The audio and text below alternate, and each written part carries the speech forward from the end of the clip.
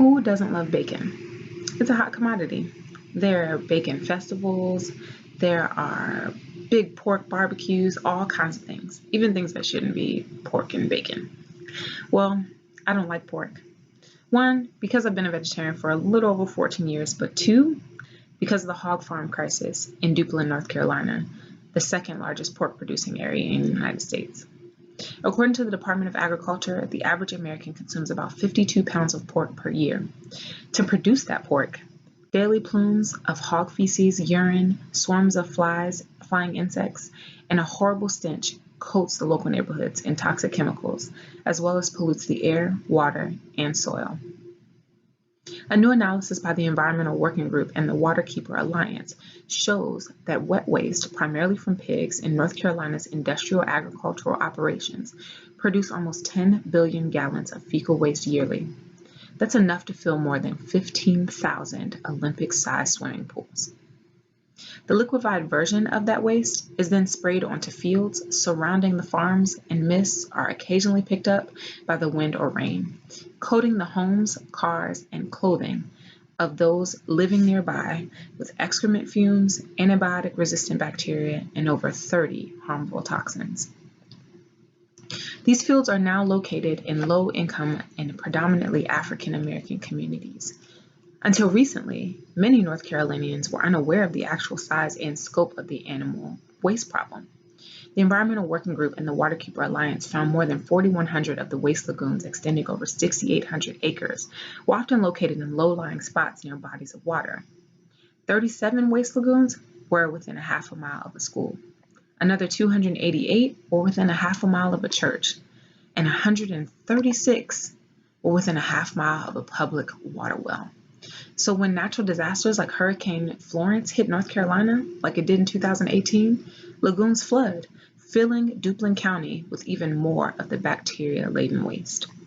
In 2015, civil rights attorneys in Duplin County sued Smithfield Farms, the largest pork-producing corporation in North Carolina, for failure to properly regulate and control toxic emissions that cause increased cases of infant mortality, anemia, kidney disease, tuberculosis, septicemia, and low life expectancies.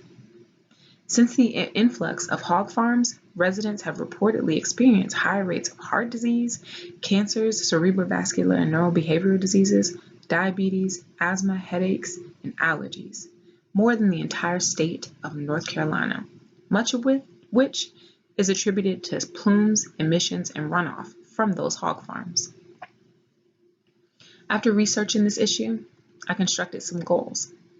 I plan to educate and empower at least 500 residents in the next 30 days. By constructing a media campaign that will use factual propaganda and anecdotal stories, I will elicit passionate responses from those affected and not affected by hog farm pollution. To achieve this goal, I created two hashtags, #ReachOut and #PeopleOverPigs2020, to inform and activate communities. I use this approach to create a social media movement through #ReachOut and #PeopleOverPigs2020 to aid in the initiatives put forth by two of the leading community organizations, REACH and the NCEJN, aiding in the lawsuits being filed against corporate hog production companies like Smithfield Foods. The two organizations are the Rural Empowerment Association for Community Help, or REACH, which is a local group based in Duplin County, who seeks to educate and empower the lower income communities. Then there is North Carolina's Environmental Justice Network, or NCEJN, which is another local group that is working to transform the environmental justice narrative altogether in North Carolina. These two hashtags will be used to post and share anecdotal stories from Duplin residents and activists. I chose this method to start my campaign because this is an inexpensive way to get information and education materials out to the public. Once launched, I would use all the community partners' social media following to increase the reach of this campaign exponentially. I then would track how often the stories are shared or the hashtags are used on various social media platforms like Twitter, Instagram, Snapchat, Facebook, etc.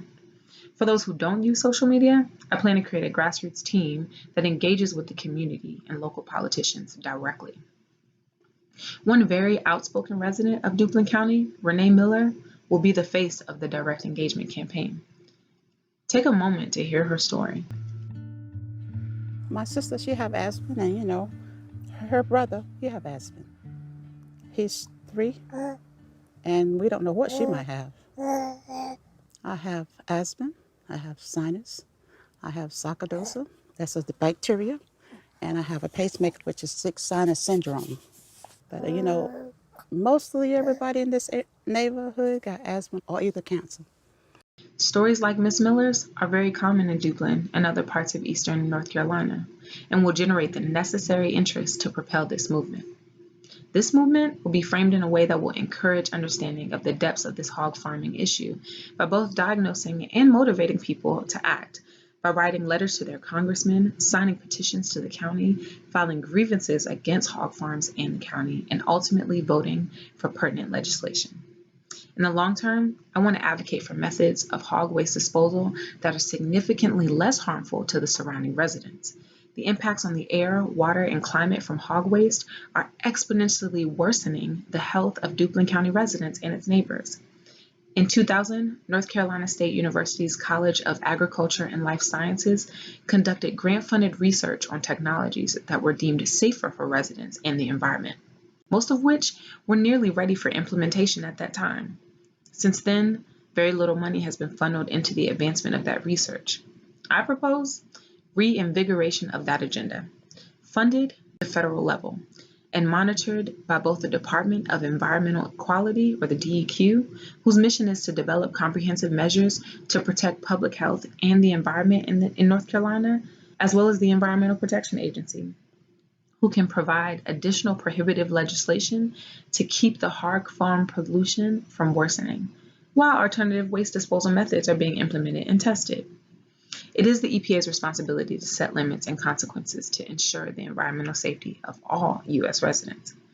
The EPA will continue to investigate complaints of pollution and issue fines or sanctions on the offending businesses, funneling money from those fines to North Carolina to fund the waste disposal processes. This particular goal, it'll require some heavy lifting from all of the community partners to make happen.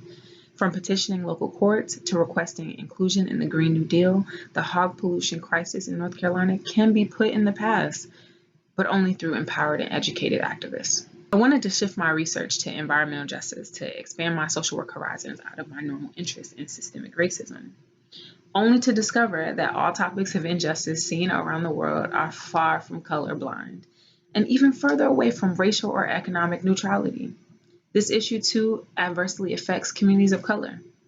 Take a look at this map. The concentrations of North Carolina's hog farms in 2014 are overlaid over North Carolina's enslaved population from 1860.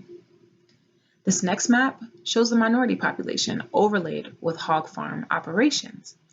As you can see, there are so many hog farms in the Duplin County area that you can barely see how red the area is, indicating the high density of minority residents. This map is a better look at the racial demographic makeup. This is not a coincidence, and it is up to all of us to break this cycle of environmental injustice and environmental racism.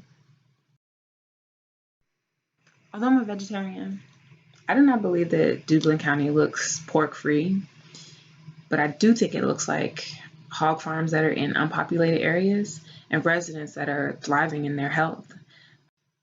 I do believe it looks like renewable energy created by the hog waste to power the city. I believe the ideal Duplin County will look like clean water and clean air for its residents. As a social worker, I am an agent of change.